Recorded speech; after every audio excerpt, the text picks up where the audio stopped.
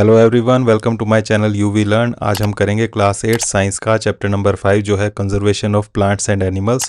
इसकी एक्सरसाइज के question answers, और हर बार की तरह यहाँ भी क्वेश्चन आंसर रहने वाले हैं, बिल्कुल शॉर्ट एंड इजी। तो चलिए शुरू करते हैं क्वेश्चन आंसर्स। यहाँ फर्स्ट क्वेश्चन है fill in the blanks. Blanks आ रहे हैं, उनको फिल करना है। फर्स्ट पार्ट है a place where animals are protected in their natural habitat is called dash. तो ऐसी जगह बतानी है जहाँ पर एनिमल्स को उनके नेचुरल हैबिटेट में, जिस तरह से वो रहते हैं नेचुरली, वैसे ही उनको प्रोटेक्ट किया जाता है। तो उसे हम कहते हैं wild life sanctuary. B part है species found only in a particular area is known as dash. तो ऐसी स्पीशीज, जानवरों की इस तरह की प्रजाति जो किसी स्पेसिफिक एरिया में मिलती है, उसे कहते हैं एंडेमिक स्पीशीज। सी पार्ट है migratory birds fly to far away places because of dash changes.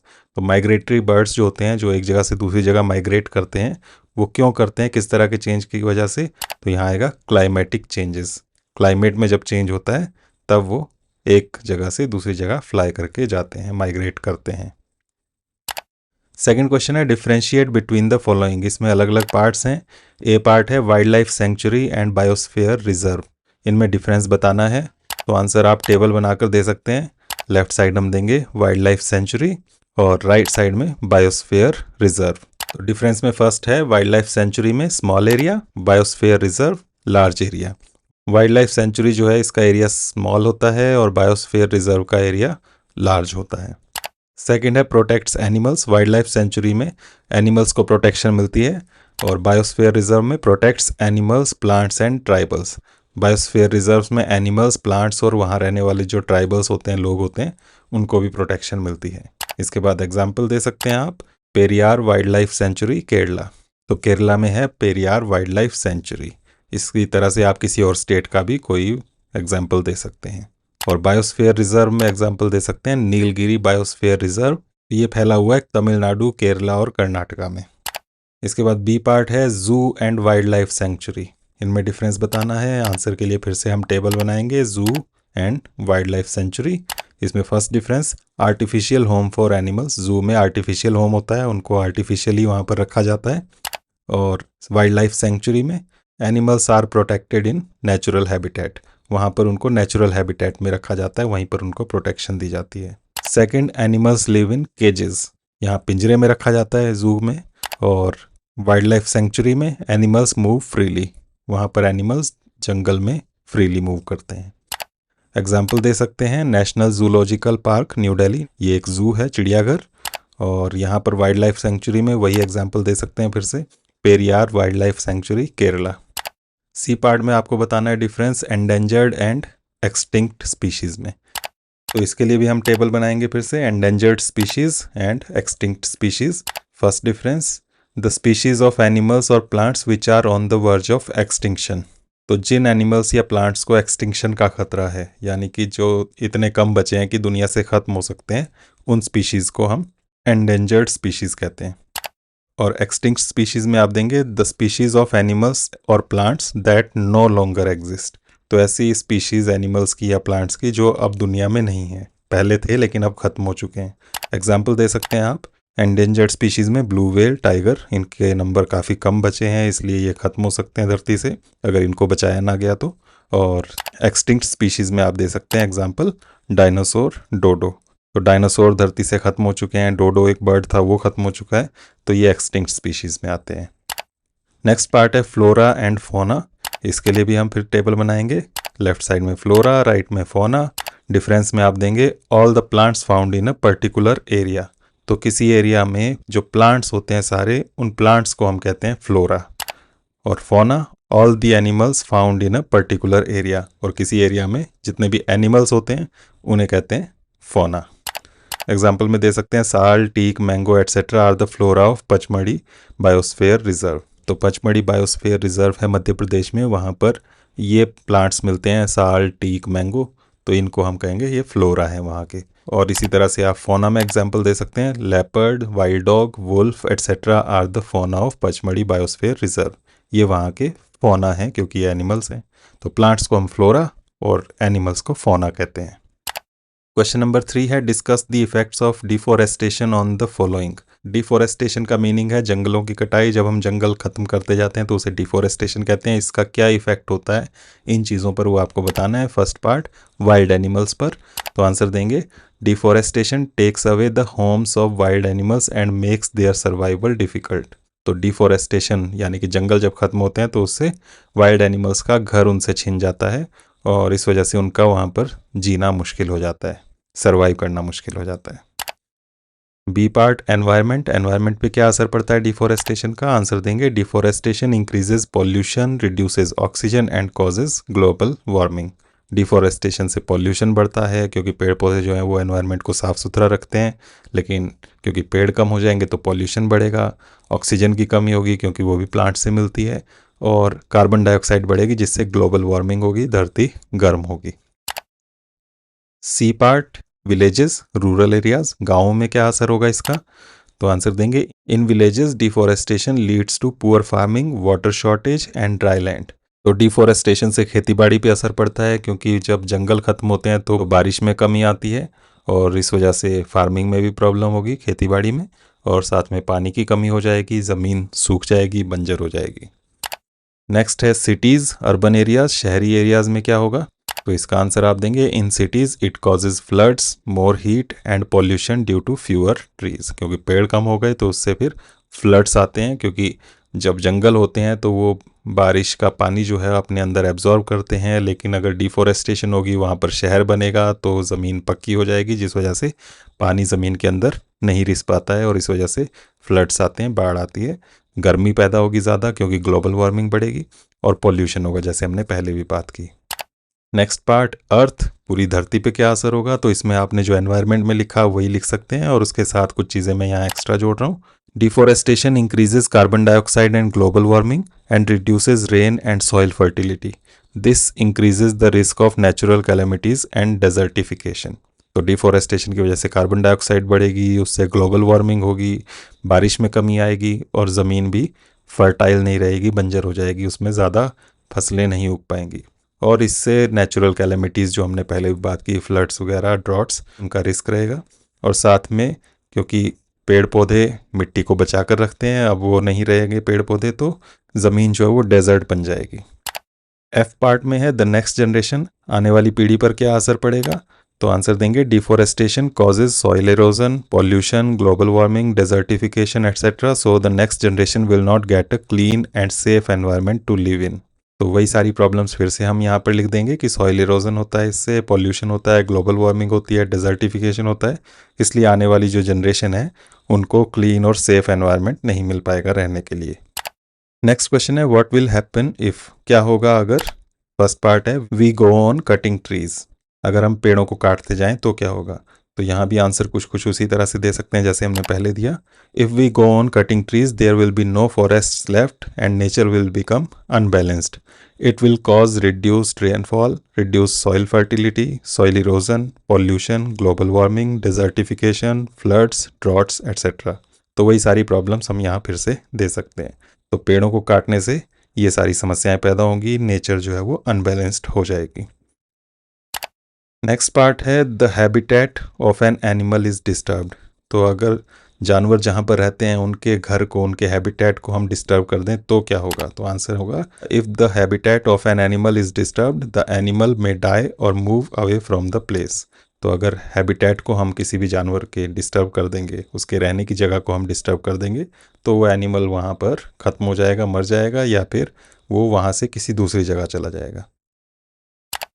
Next part है the top layer of soil is exposed. पेड़ों को काटने से टॉप लेयर जो होती है सॉइल की वो एक्सपोज हो जाती है, क्योंकि पेड़ों की जड़ें जो होती हैं वही उसको पकड़ के रखती हैं। तो इससे क्या होगा वो आपको बताना है। आंसर देंगे if the top layer of soil is exposed it will lead to soil erosion and loss of fertility and will cause desertification. तो फिर से घुमा फिरा के वही आंसर है। तो टॉप मोस्ट लेयर जो है सॉइल की अगर वो एक्सपोज हो जाए तो सॉइल इरोजन होगा, हवा से, बाढ़ से, और उससे ज़मीन की जो फर्टिलिटी है वो कम होगी, उसमें फसलें कम पैदा होंगी और उससे वो ज़मीन डेजर्ट की तरह बन जाएगी। नेक्स्ट क्वेश्चन है आंसर इन ब्रीफ, यहाँ पर शॉर्ट में आंसर देने हैं। ए पार्ट है why should we conserve biodiversity. Biodiversity को क्यों कंजर्व करना चाहिए? बायोडाइवर्सिटी का मतलब है जितना भी अलग अलग तरह का फ्लोरा और फोना है किसी भी स्पेसिफिक एरिया में, उसे बचाने की क्यों ज़रूरत है? सभी जानवर पेड़ पौधों को बचाने की ज़रूरत क्यों है वो आपको बताना है। तो आंसर होगा we should conserve biodiversity to protect all kinds of plants and animals and to keep nature balanced. तो सभी प्लांट्स और एनिमल्स को बचाने के लिए हमें बायोडाइवर्सिटी को बचाने की ज़रूरत है, और इनको बचाएंगे अगर हम प्लांट्स और एनिमल्स को तो हमारी नेचर भी बैलेंस्ड रहेगी। बी पार्ट में है protected forests are also not completely safe for wild animals, why? तो प्रोटेक्टेड फॉरेस्ट जो होते हैं जहाँ वाइल्ड लाइफ सेंचुरी है या बायोस्फीयर रिजर्व्स हैं वो भी कम्प्लीटली सेफ नहीं होते हैं वाइल्ड एनिमल्स के लिए, वो क्यों वो आपको बताना है। आंसर आप देंगे protected forests are not completely safe for wild animals because some people still enter and harm animals और cut trees illegally.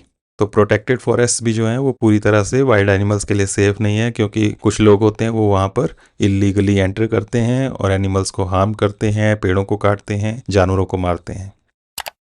Next question है some tribals depend on the jungle, how? तो कुछ ट्राइबल्स होते हैं जो जंगल में या जंगल के आसपास रहते हैं, वो जंगल पर किस तरह से डिपेंड हैं वो आपको बताना है। तो आंसर आप देंगे some tribals live in the jungle और near the jungle, it provides them a lot of resources like food, wood, fodder, medicines, etc.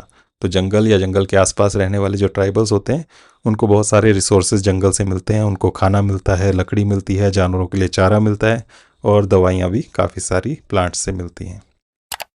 Next part है what are the causes and consequences of deforestation. Deforestation के causes क्या हैं वो आपको बताना है और कंसिक्वेंसेज क्या हैं वो भी बताना है। कॉजेज यानी कि वजह क्या है, तो पहले वो बताते हैं हम। Causes of deforestation, first farming, तो लोग खेती बाड़ी करने के लिए जंगलों को काट देते हैं। Second building houses and factories, तो हाउसेज फैक्ट्रीज बिल्डिंग्स कंस्ट्रक्ट करने के लिए भी डिफॉरेस्टेशन किया जाता है, जंगलों को काटा जाता है। थर्ड मेकिंग फर्नीचर और यूजिंग वुड एज फ्यूल, तो लकड़ी चाहिए होती है बहुत से कामों के लिए, फर्नीचर के लिए पेपर बनता है लकड़ी से और फ्यूल की तरह भी हम यूज़ करते हैं लकड़ी को, तो इसके लिए भी डिफॉरेस्टेशन होता है।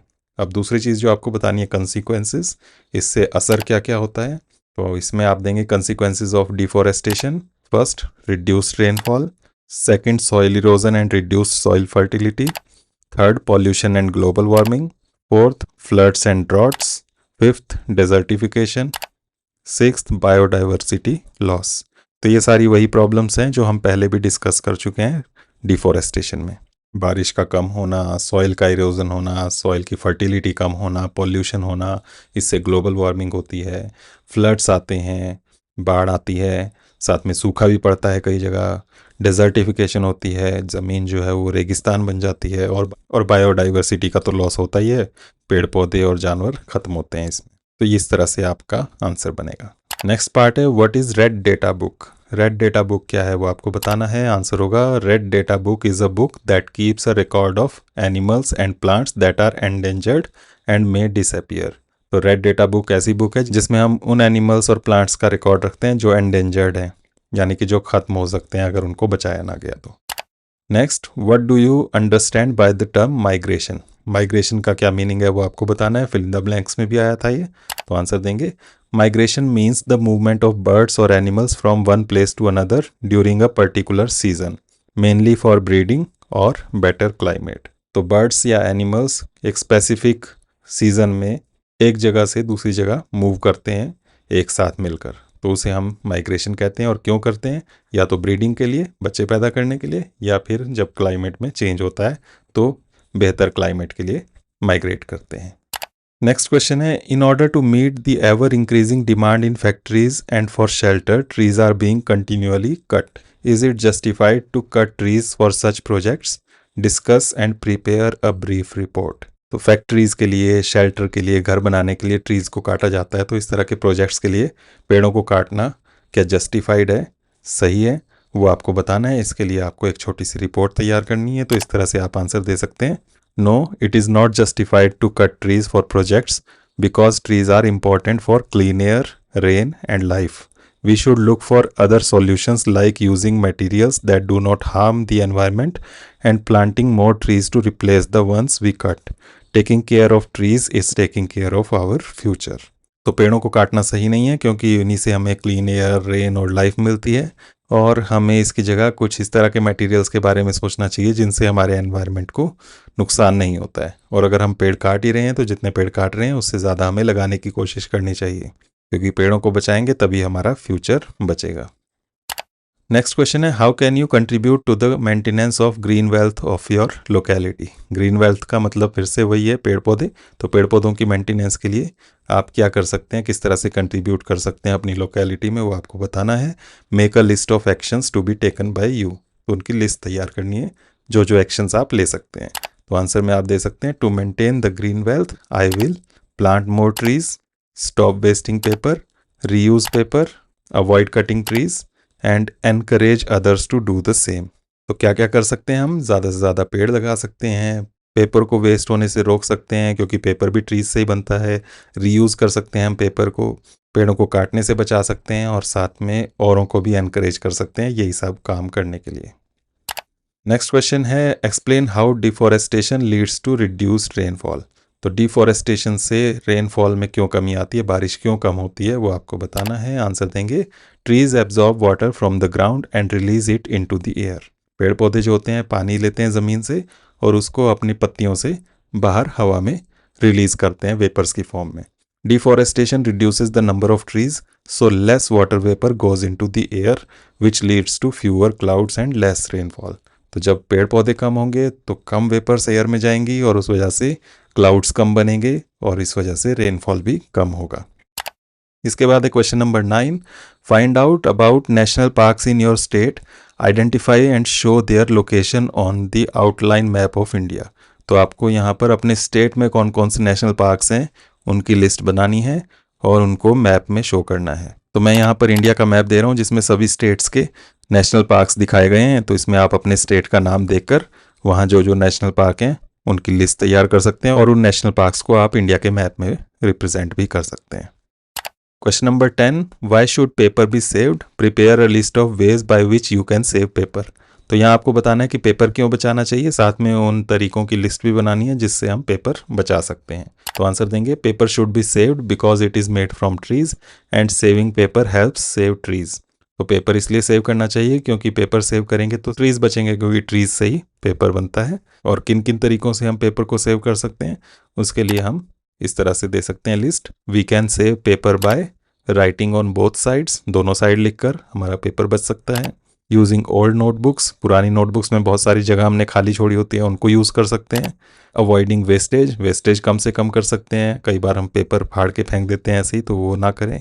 एंड रिसाइकलिंग यूज्ड पेपर, और यूज्ड पेपर को रिसाइकिल करके नया पेपर बनाया जा सकता है। उसके लिए आप रद्दी वाले जो आते हैं उनको अपनी नोटबुक्स, बुक्स या न्यूज़पेपर्स दे सकते हैं, वो रिसाइकिल हो जाते हैं और उनसे नया पेपर, कार्डबोर्ड, इस तरह के मटेरियल बन जाते हैं।